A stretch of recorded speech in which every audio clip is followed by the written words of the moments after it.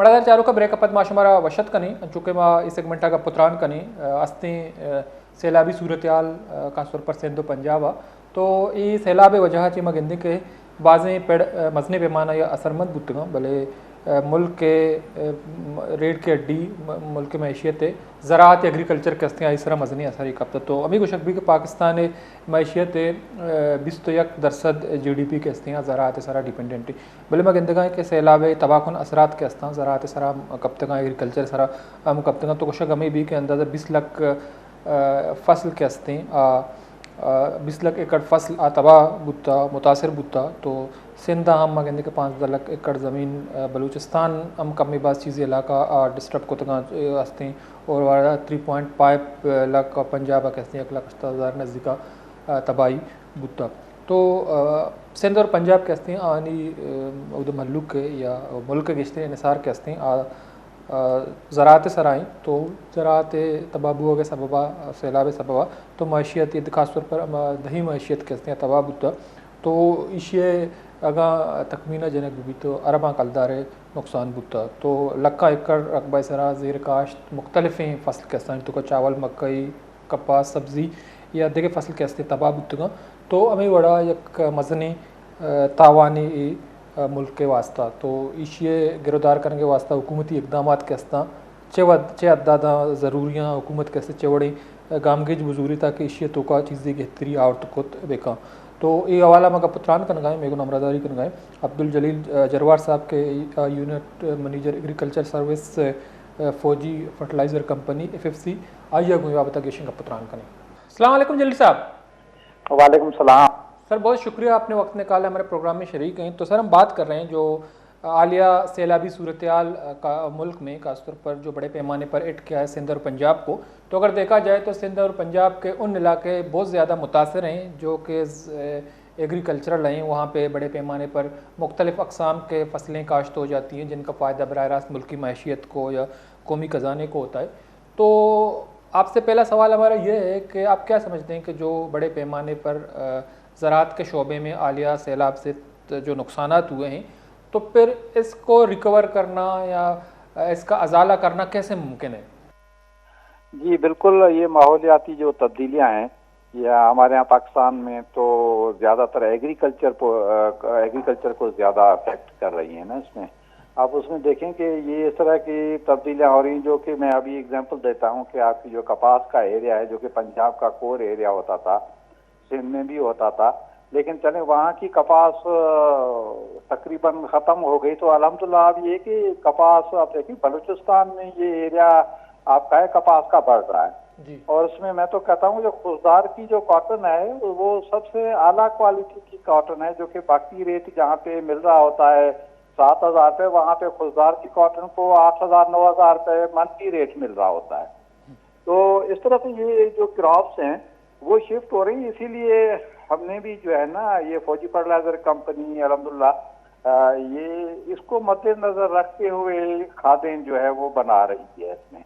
तो फौजी fertiliser company क्योंकि असल में 1978 में कायम की गई तो इसका जो बुनियादी मकसद था कि जी खादें बनाना, लेकिन इसके साथ साथ ज़रूरी खिदमत का भी शोबा हमारा जो काम कर रहा है इसमें, उसमें सबसे ज़्यादा जो वक्त की अहम ज़रूरत भी है कि काश्तकार भाई जो भी हैं अपनी ज़मीनों का तज़किया करवा लें, यानी फी एकड़ पैदावार में जो है वो इजाफा किया जाए, वो वक्त की एक अहम ज़रूरत भी है। और देखा जाए तो हमारी फी एकड़ फसलों की जो पैदावार है वो कम है। तो इस सिलसिले में हमने जो है वो ज़रूरी खिदमत का शोबा कायम किया है। 5-6 फार्म एडवाइजरी सेंटर्स हैं हमारे पूरे पाकिस्तान में जो कि जितने भी काश्तकार भाई हैं उनको बिला मुआवजा ये सहूलत हम फराहम कर रहे हैं। और मेरे ख्याल में काश्तकार भाइयों को चाहिए कि इस तरह की ये खिदमत हैं ये ज़रूर हासिल करें और अपनी ज़मीनों का अपना तज़किया करवा लें, ताकि जिस तरह से क्योंकि हम फसलों से पैदावार ले रहे हैं, फी एकड़ ज़्यादा ले रहे हैं, तो हमारी ज़मीनें वो थक चुकी हैं, तो उनमें भी उनकी बुनियाद पर ही खादें जो है वो इस्तेमाल करनी चाहिए। तो ये जो ज़रूरी खिदमत का शोबा है इसमें हम इजलास काश्तकारा भी करते हैं, नुमाइशी क्लास भी इसके साथ साथ लगाते हैं, हमारे पास लिटरेचर है। तो ये नहीं कि जी हम सिर्फ खादें ही बना के वो बेच रहे होते हैं, लेकिन काश्तकार भाइयों को वो सर्विसेज भी मुहैया कर रहे होते हैं ताकि वो अपनी फी एकड़ फसलों की जो पैदावार है उसमें वो इजाफा कर सके। तो जलील साहब, दूसरी बात यह है कि जो सैलाबी सूरत हाल है अभी, जो ज़रई ज़मीनी है, ज़ाहिर सी बात है वो ज़ेर आब हैं, या तो आने वाले वक्तों में सैलाबी सूरत हाल थोड़ा कम हो जाएगा या सिचुएशन बेहतर हो जाएगी, पानी उतर जाएगा। जब लोग काश्तकारी शुरू करते हैं दोबारा या मुख्तलिफ फसलें उगाते हैं, तो बुनियादी तौर पर हमारा आपसे सवाल ये है कि फ़सलों को बेहतर बनाने के लिए या पैदावार हासिल करने के लिए कौन सी खादों को ज़्यादा तरजीह देनी चाहिए, इस्तेमाल करनी चाहिए, और किसान या काश्तकार जो हैं वो क्या इकदाम करें? जी बिल्कुल, बड़ा अच्छा सवाल है आपका, क्योंकि ये जो इसके बाद जो हमें जो खादें इस्तेमाल करनी चाहिए, जिस तरह से माहौलियाती तब्दीलियां या इस तरह से ये सैलाब ये रोनमा हो रहे हैं इसमें, तो देखा जाए कि हमारे यहाँ जो जो भी फार्मर काश्तकार जो खासतौर पे जो यूरिया इस्तेमाल करता है ना, कहीं पे भी दर्जा हरारत बढ़ने की वजह से उसमें ये होता है कि तकरीबन आधी उसमें ज़ाया हो जाती है। यानी एक बोरी है तो आधी फसल को लगती है, तो आधी बोरी ज़ाया हो जाती है इसमें। तो इसीलिए काश्तकार भाई जितने भी हैं, चाहे उन इलाकों में भी ये यूरिया जब इस्तेमाल करते हैं तो उसमें ये हम कहते हैं कि बेहतर अफादियत और माहौल दोस्त खादें इस्तेमाल की जाए। जिस तरह से एक है नीम कोटेड यूरिया, सोना यूरिया नीम कोटेड, जो कि हम मार्केट में ले आए हैं। उसमें ये कि उस पर नीम की तेल की तह चढ़ाई गई है। जब काश्तकार उन सैलाब वाले जमीनों में, बल्कि आम जमीनों में भी जब इस्तेमाल कर सकेगा तो वो हवा में कम ज़ाया होगी, उड़ेगी कम, यानी वो फसल को ज्यादा लगेगी, देर पा होगी। दूसरी बात है कि इस तरह की ये जो नीम है वो हमारी तिब में पुरानी जो है इस्तेमाल होती भी आ रही है, तो उसकी अफादियत भी है। उसमें जमीन में जरासीम है नुकसानदेह, और उसके साथ साथ दीमक है, वो खत्म होगी, तो यानी ये उसकी भी अफादियत यूरिया की ये बढ़ जाएगी और यूरिया देर पा जो है फसल को मिल सकेगी। दूसरा जो ये दूसरी खाद जो इस्तेमाल करनी चाहिए मेरे ख्याल में काश्तकार भाइयों की, वो है अपना सोना यूरिया जिंक कोटेड, यानी यूरिया के ऊपर जिंक की कोटिंग की गई है। उसमें कि जिंक की कमी उमूमन तौर पे हमारे फसलों में भी आ रही है, पैदावार पे असर करी, इंसानी जिस्म पे भी उसकी कमी के असरात वाज़े नजर भी आ रहे हैं, और डॉक्टर आप देखेंगे जिंकेटेड सिरप वगैरह लिख के दे देते हैं उसमें। उसका भी फायदा ये हो गया कि जी उसमें यूरिया भी नाइट्रोजन देरपा असर करेगी उसमें, और ज्यादा भी मिलेगी उसमें। दूसरी बात है कि जिंक भी जो है ये हमारी जमीनों में कम होता जाए, इन सैलाब ज़िदा इलाकों में ये जिंक वाली खादें भी वहाँ पे इस्तेमाल करें। जिंक क्योंकि थोड़ी सी मिकदार में चाहिए होता है, ये हमारे आप इनसे बागल अबड़ों से भी जब ये ऑनलाइन लेंगे, उनसे बात करेंगे, वो उनकी अफादियत भी आपको बता देंगे इसमें। तो वो 6 किलोग्राम फी एकड़ पे इस्तेमाल होना होता है, तो वो आप 1 एकड़ पे 6 किलोग्राम इस्तेमाल यकसा तौर पे उसको स्प्रेडिंग कर सकेंगे। तो वो हर दाने के ऊपर होगा, तो वो यूनिफॉर्म स्प्रेड हो जाएगा। तो ये भी सोना यूरिया जिंक कोटेड, जिंक की कमी हमारी जमीनों में आ चुकी है, तो उन सैलाबज़दा इलाकों में भी ये इस तरह की फर्टिलाइजर इस्तेमाल होगी तो पैदावार बढ़ेगी। तीसरी जो अहम खाद है वो सोना बोरान डीएपी है।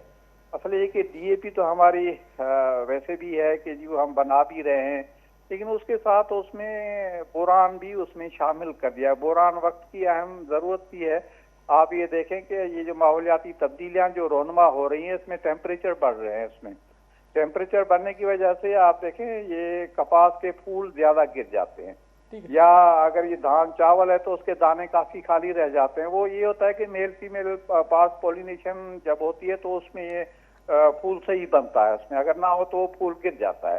तो बोरान का ये जो है ये भी माइक्रो न्यूट्रिएंट्स अज़ाए सगीरा में आता है, तो वो भी उसमें शामिल किया गया है। तो ताकि ये जो माहौलियाती तब्दीलियाँ ये जो रौनमा हो रही हैं हमारे फसलात पे, ये बुरा असर जो डाल रही है, उनको हम बिल्कुल ख़त्म तो नहीं कर सकते, लेकिन उनके असरात को कुछ जो है वो हम कम कर सकते हैं उसमें। तो इस तरह की ये जो माहौल दोस्त खादें हैं या ये बेहतर अफादियत वाली जो खादें हैं, ये हमारे काश्तकार भाई को चाहिए कि ये इस तरह की खादें ये वक्त की ज़रूरत भी है, और ये जदीद खादें ये जब हम इस्तेमाल करेंगे तो हमारी ये फी एकड़ फसलों की पैदावार भी बढ़ेगी, और ये जो स्पेशली ये मौसमियाती तब्दीलियाँ ये रोनमा जो हो रही हैं, ये फसलात पे असरअंदाज जो हो रही हैं, तो उनका असर हम जो है वो ख़त्म तो नहीं कर सकते, उसका असर हम कुछ कदरे कम भी कर सकते हैं। ठीक है, लेकिन अब्दुल जलील साहब, एक मसला ये भी है, जैसा कि आपने एक नुक्ता भी उठाया जो मट्टी और पानी की तजिया के हवाले से, तो आपसे सवाल ये है कि जो फसलों की पैदावार है उनको बढ़ाने के लिए पानी और मट्टी का तजिया ये क्यों क्यों ज़रूरी है? क्या ये हर काश्तकार को या हर ज़मींदार को करना चाहिए?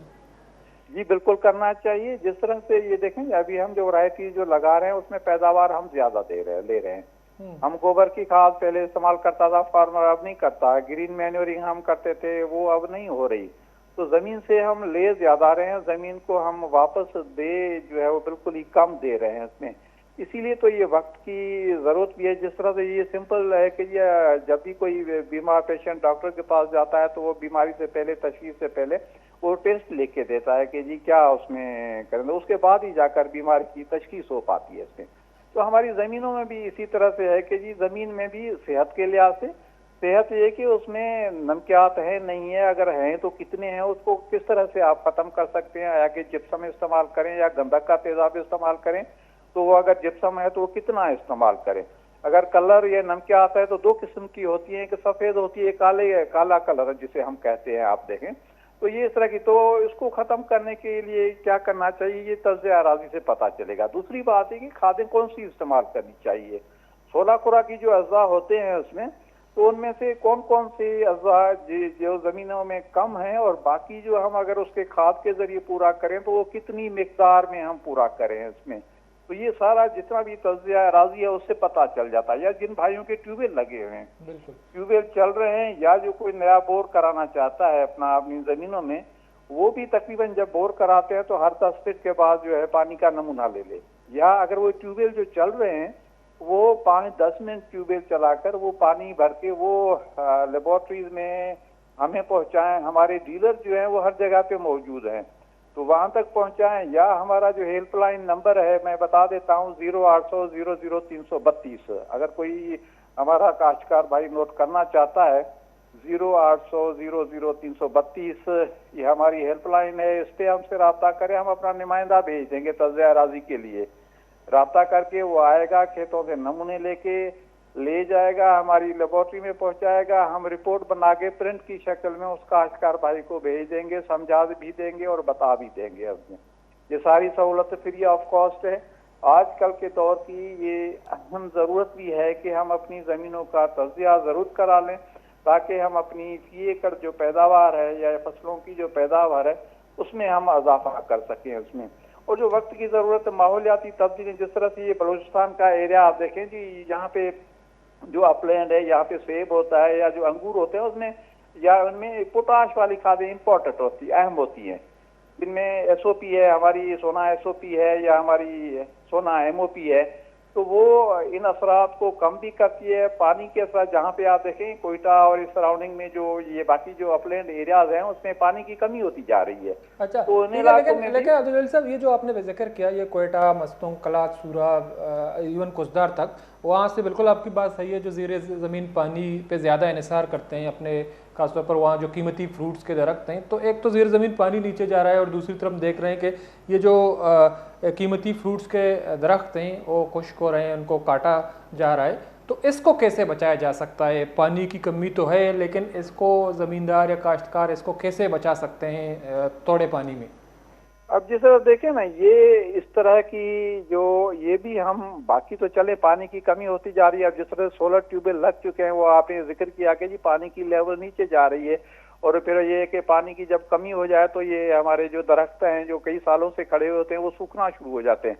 एक जो मैं आपको खादों में रोल पोटाश का बता दूं, पोटाश बाकी काम भी ये करता है, उसमें मिठास वगैरह भी बढ़ता है, क्वालिटी को बेहतर करता है, लेकिन उसका एक जो काम है उसका है कि पानी जो इस्तेमाल हो रहा होता है उसकी अफादियत को बेहतर करता है। जो हमारे ये दरख्तों के जो पत्ते हैं उसमें सुराख होते हैं, उसमें स्टोमेटा हम कहते हैं उनको। स्टोमेटा अगर उसमें पानी दरख्त में कम हो जाए तो पोटाश का ये काम ये भी होता है कि उन सुराखों को जरा बंद कर लेता है, क्योंकि उन सुराखों से पानी हवा में उड़ रहा होता है। तो पोटाश उसको बंद कर देता है और पानी पत्तों से अखराज उसका जो है वो कम हो जाता है। इस तरह की पानी की बचत भी हो जाती है। बाकी तो चले आप ये पानी इस्तेमाल करते हैं उसमें हम कहते हैं जी उसकी मल्चिंग करें। मल्च ये कि जो कचरा है इसका, ये जो पौधों वगैरह के ये पौधे पुराने वगैरह ये होते हैं उसके ऊपर उसके कवर करके ढांप दे उसको ना, ताकि उधर से भी पानी बुखारात की शक्ल में हवा में इस तरह से उड़ ना सके।